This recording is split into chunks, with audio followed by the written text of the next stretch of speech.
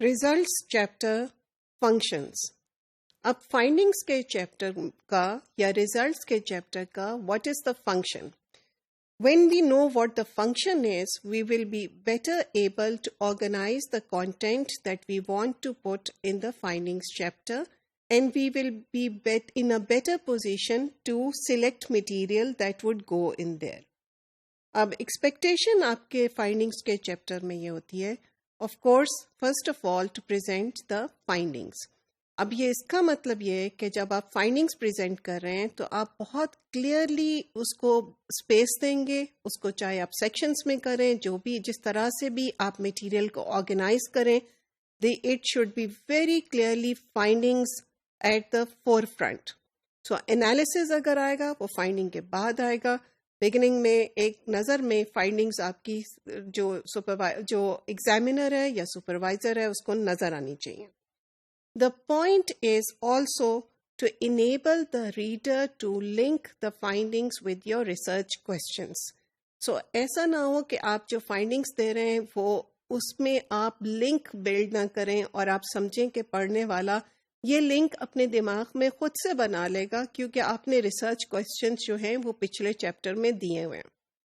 آپ نے ہر صورت اس چیپٹر کی بگننگ میں لوگوں کو ریمائنڈ کرانا ہے کہ آپ کا ریسرچ کا فوکس کیا تھا اور کس طرح سے کون سے کوسچنز کو کون سی فائنڈنگز کون سے کوسچنز کو آنسر کر رہی ہیں. It also requires for you to link back to the methodology that is used. اسی طرح جب آپ فائنڈنگز پریزنٹ کریں گے اور جس بھی سیکشن میں کریں گے اس میں آپ بتائیں گے کہ یہ فائنڈنگ آپ کی کون سے ٹول سے آئی ہے and you will discuss in a line اور to the methodology that you used and also you will refer to what will come in the discussion chapter. اب کوشچن یہ ہے کہ especially if you are putting also your analysis in the same chapter کہ یہ آپ کس طریقے سے کریں گے. جب آپ اپنی فائنڈنگز پریزنٹ کر رہے ہیں کیونکہ فائنڈنگز کو ایکسپلین کرنے میں اور ڈسکرائب کرنے میں کافی اسپیس درکار ہوتی ہے اور ورڈز اس کے ظاہر ہے آپ اتنا لمبا فائنڈنگز کا چیپٹر نہیں کر سکتے، تو آپ یہ کرتے ہیں کہ آپ یہ کہتے ہیں کہ دس theme is discussed in more detail in the discussion chapter. تو آپ اس کی ایکسپلینیشن دے کے تھوڑی سی انٹرپریٹیشن دے کے you can leave it there. If it is an important theme تو آپ کہیں کہ میں اس کو ڈسکشن کے اندر ڈسکس کروں گی یا کروں گا. So whenever you are presenting your findings then you have to think about what type of detail or what extent of detail should you give when you are explaining the findings.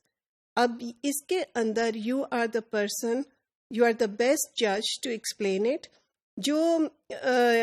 جو جتنی important finding ہوگی اس کی اتنی ہی detail میں آپ discussion کریں گے تھوڑی سی، اور جتنی کم ہوگی اس کو تھوڑا سا آپ کم میں کریں گے. لیکن you always have this choice to sort of say کہ اس کی ڈسکشن ہم زیادہ ڈیٹیل میں بعد میں کریں گے کیونکہ یہ ایک امپورٹنٹ تھیم ہے اور اس کی بہت امپلیکیشنس ہیں آپ کے ریسرچ کوسچن کے لیے.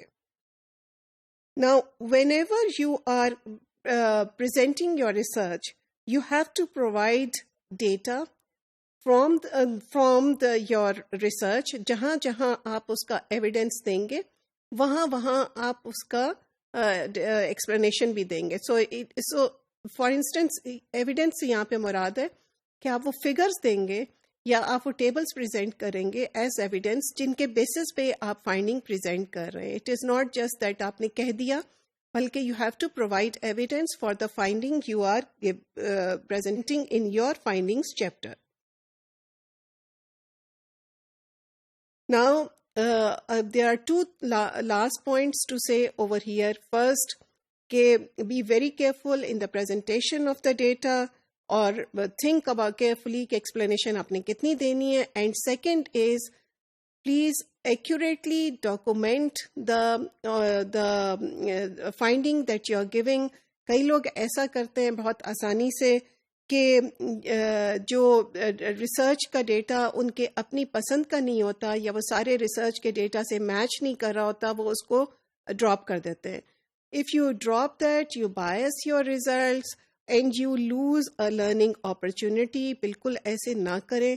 اور دوسری بات یہ ہے کہ please whenever you present the findings you have to tell us کہ how which findings and how are they linked to the research question that you asked.